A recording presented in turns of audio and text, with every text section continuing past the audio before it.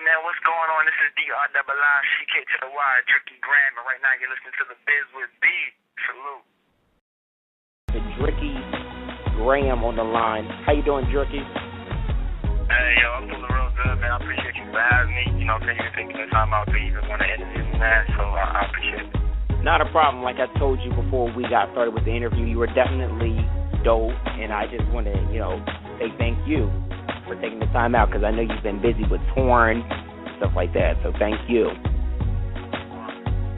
So tell the listeners who may not know who you are, tell them a little bit about you. I'm Dricky Graham, DRIICK to the Y. Some of y'all may know my singles, snapbacks, and tattoos.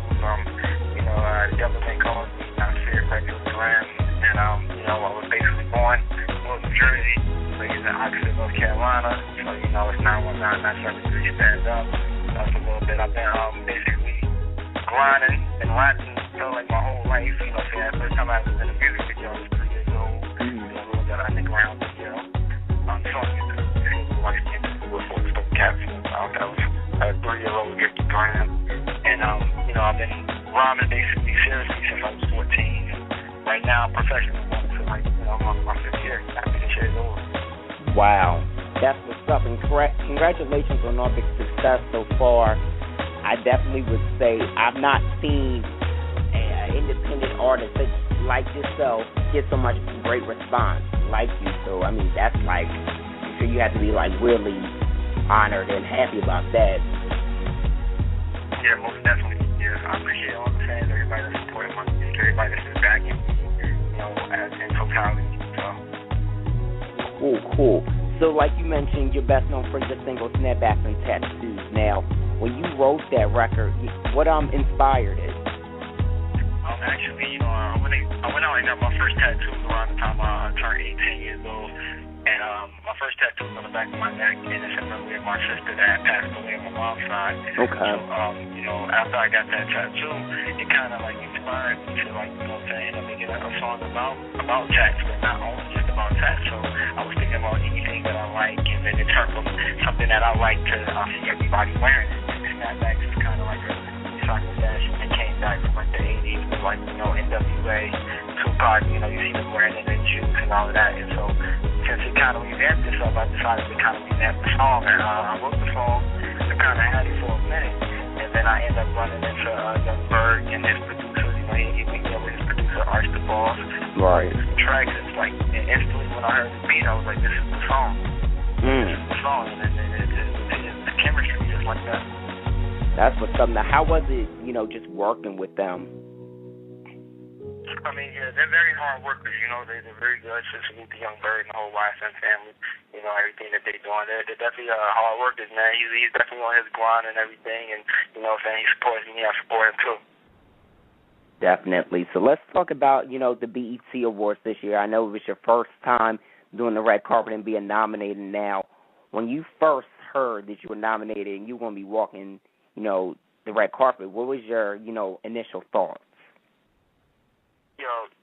This entire year has been almost eerie to me, just the blessings that's been coming through by God, to go from not even being known or who heard of, just a small kid from Rockford, North Carolina, basically, to next year I'm not having to sit on my mother's couch and watch the BET Awards. I'm at the first BET Awards performing at the pre-show for 106 in Park, and then, on that red carpet, and then at the Hip Hop Awards, my first ever Hip Hop Awards, I'm nominated alongside guys like 2 Chainz and Drake and Kanye West and Jay-Z. It was almost, I couldn't even fathom the situation, and then to be on the red carpet and then to be on the Cypher all in one. It was it almost felt like BET kind of did it for me, but, I'm just thankful.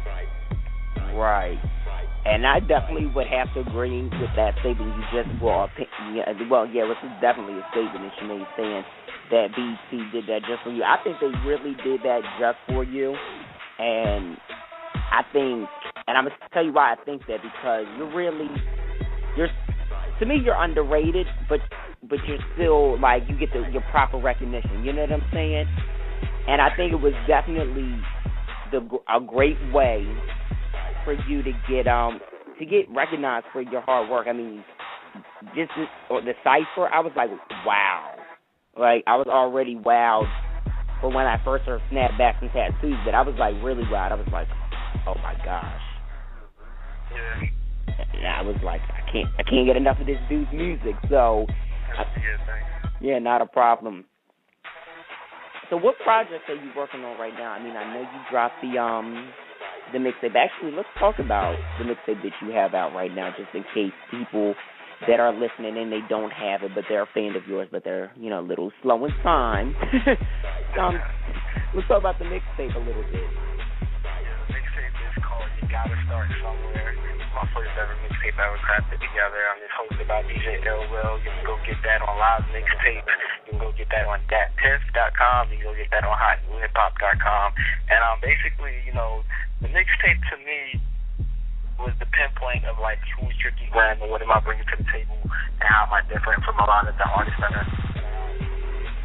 I'm an artist and legendary artist in the game, and I just want to provide my own sound. I grew up in the era of like 90s generational hip hop, and I do like the new era of hip hop. Try to provide, and everybody's trying to do their own thing in their own lane. So I try to break the balance of how to have fun on records, like to get meanings of what I'm talking about with each record. You know what I'm saying? So I try to give you the lyrics as well as delivery and flow, like to where you can have fun with it as well. And I think that mixtape just has a song on there for everybody. You know, I'm balanced. So I try to go to the south, I try to connect to the north, I try to go west coast, I try to go everywhere, you know, and in between and just touch everybody and make them feel what I'm talking about. So if you don't have it yet, it's free. You don't have to pay 1 cent for it. It's called You Gotta Start Somewhere, because everybody has to start somewhere. It's on DatPiff, Live Mixtapes, and hothiphop.com. Absolutely. Everybody go download that mixtape right now from DatPiff. And like you said, everybody has, you know, a song in there that they like, and it definitely caters to different people with different styles of music. Now, I'll tell you, my joints is Dial Tone and Last Friday Night, because those songs just described my life. I was just like, yes, like... I just had to say that real quick before I bring on my co-host, Natasha. Let me see if she's on. Natasha, you there? Natasha. Okay, maybe she's not. But like she's not. I'm sure she'll text me saying, "Bring me back on in just a second."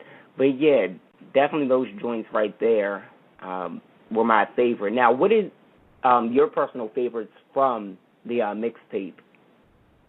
You know, I mean, the mixtape as a whole is just an expression of myself, and I really never actually sat down and picked a favorite. I honestly just, you know, I have different bars from each song, or I have a total type of feeling of when I listen to each song, you know, but I really don't have a favorite. I just like, you know, I listen to the intro a lot, if that helps, you know what I'm saying? I listen to Faster a lot. I think that Faster and Dial Tone definitely resonates with my crowd and my audience when I perform it, especially Dial Tone, you know, giving everybody that energy and that hypeness, and they're like, yeah, I don't like people that's calling my phone with Bull Junkie, and like, they like, you know, they connect with it, like, you get the Dial Tone. I'm right. Like, I like the response to that, and, you know, with Faster, I show lyrical capabilities, or, you know, just switching flows and doing it really, really fast. But, you know, I think the mixtape as a whole, I'm just proud to say that, you know, that was my first mixtape. Yeah, definitely. I would be proud too if that was my first mixtape, and you definitely should, because you definitely worked hard with that. You took your time. It wasn't something that was rushed like some artists do. Even though some artists can rush their stuff and it might be great, but you know, you really took your time with it, and that's what's great about your music and great about you as an artist. You take your time. You're not rushing. You know, you're doing all the proper steps. So as far as when it comes to being an artist, what is the number one must thing that you must have? I mean, that can be having a manager, a support team, an EPK, money to back yourself. What is the number one thing that you have to have as an artist in order to succeed?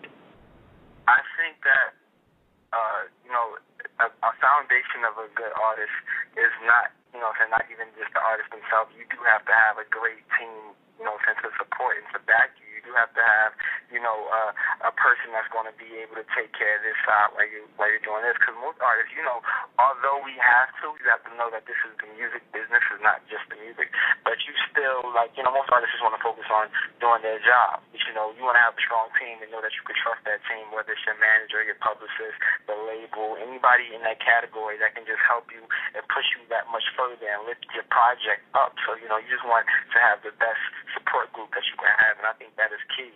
For anything, but the only thing that could ever put over that is just these fans, because you need those. Those are just like that's like your water, and without water you die. So right. I love the fans first.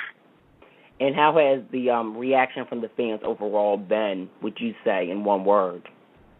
Because I just like to keep it all honest. Even in interviews and my music and everything. So to be real, I think that snapbacks and tattoos kind of just resonated with a lot of people, and they felt like, y'all like tattoos and like snapbacks, and then some people, actually took the time to hear and see if I could spit, and some people kind of went over their head. So I think, some people may be a little bit in between, because I think I saw a lot of responses with the cipher like, oh, Drizzy Graham shocked me. So I'm like, why? Was I never giving you the right type of bars or lyrics or anything like that? Right. But, I understand. It's like, like I said, my slogan is I got nothing to lose but something to prove.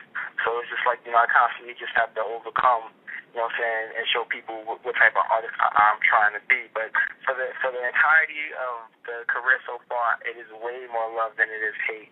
The new hate adjust to, I guess that just comes with the game. But, honestly, I just love all my fans, and they just keep on supporting me. So.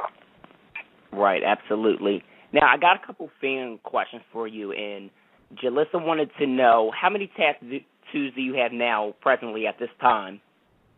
I want to say 10. Back of my neck and my arms, my shoulders, my biceps, inside of my arms, all that type of stuff, and my forearms, too. I think the newest ones I got is on my forearms. Okay. And, let me see, who's this from? This is from Chrissy. She wanted to know, who is your dream collaboration with? If you had to pick one person, who would it be with and why?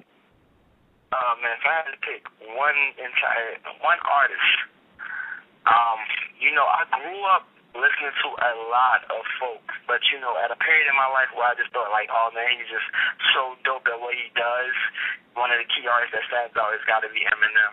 Mm-hmm. Yeah, he just, he was a big influence on the way I do music and stuff. And you know what? It's funny that you mentioned Eminem, because I can honestly see that collaboration going down. So I think that's definitely something that has got to happen. Eminem, if you happen to come across this, you need to get with Top 40 and Dricky about that, for real. Yeah, of course. Okay, let's see. We got one more. Okay, the next question is from Mike. He wants to know what keeps you motivated. You know what? Honestly, it's like anything. It's always going to be a roller coaster with any type of job, any type of career, and everything. But you have to be your own motivation at times. Because different things can actually put that pep in your step and give you that drive. But you just always have to stay focused. So I think right now, besides my family and my fans, every day I wake up, I trust God. And I trust them for putting me in this position doing what I do, and I use all of that as my motivation. Okay. So, Dricky, I know you have a busy schedule, and you're working on some projects. What are some of the projects that you're currently working on at this present time? Well, right now I'm going full-fledged, and I'm working on this album for everybody. It's called Success by the Gram. Hopefully we'll be releasing a few more songs off of that in the near future. I know everybody kind of feels like I'm taking my time, but I'm a bit of a perfectionist. Right. So I want everything to kind of just be right. So Success by the Gram. Please be expecting that 2013. Okay. I have to admit, I'm definitely digging the title. How'd you come up with that? Of course, the grams. I just feel like this is success. So I I did just gotta start somewhere. I started. Now I want to show everybody the success behind the album, and you know what I'm saying. Hopefully this will be the start of the success, and you know what I'm saying, just opening up doors for more possibilities. Okay. And with this album, what can we expect as far as the sound is concerned? Well, most definitely, like, you know, there's going to be some key components that was kind of like, you got to start somewhere, but it's definitely not the exact same thing. What I mean by that is that I want to definitely try to get a song on there that connects to everybody, you know what I'm saying, that's different types of feel, because I'm very eclectic when it comes to music. So, you know, I want to be able to party with people, laugh, get mad, get angry, get sad, you know, just all different aspects of it, and just, you know, incorporate, still stay true to who I am as a person. Right. Well, that's dope. I'm definitely looking forward to that, and I'm sure we can always, I was going to say, I'm sure we can expect that. No, but we can always expect that kind of music from you, so totally looking forward to that. Any other projects that you are working on? I mean, here and in between, we may be releasing some other stuff, but, you know, those are kept on hush right now. So. Okay. You got to have the hush-hush secrets. I'm an artist as well, so as I was telling you, so yeah, you got to have that. Most definitely. All right, well, Dricky, thank you so much for coming on this show. Any final remarks before I let you go? Of course, man. You know, like I said, you can follow me on Twitter. Follow me on Twitter at DrickyGram, DRIICK-GRAHAM. Once again, that's DRIICKYGRAHAM. I don't have a verification stamp, but that's me. I promise. You know, go to tripping, but it's all good. Follow me on Instagram, DrickyGram, and you know, Facebook, DrickyGram. Everything's DrickyGram. I even got a Tumblr, so you know, just hit me up. You know, I'm down to earth. I keep it real on my fans. You can hit me up and all of that. So that's it. Cool. That's what's up, and we definitely will be checking you out on all those other sites. I didn't know you had a Tumblr. I follow you on everything else but Tumblr, but I like to follow on Tumblr. But we definitely appreciate you for coming on this show again. Could you do a quick drop for us, saying this is the boy DrickyGram, and you're now tuned into The Biz with D? Yeah, of course.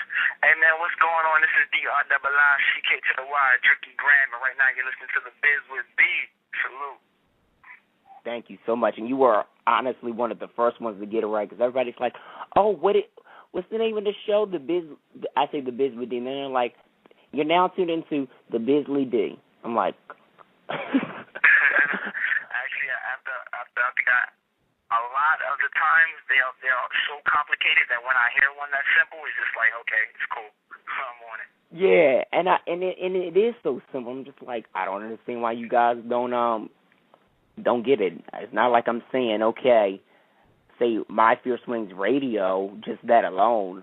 But, you know, some people are crazy. But thanks so much again, Dricky, and definitely follow me back on Twitter, Mr. D Rockstar. You probably have seen my 1,001 tweets all week. Okay. I want it. If I check it out, I'm going to probably hop on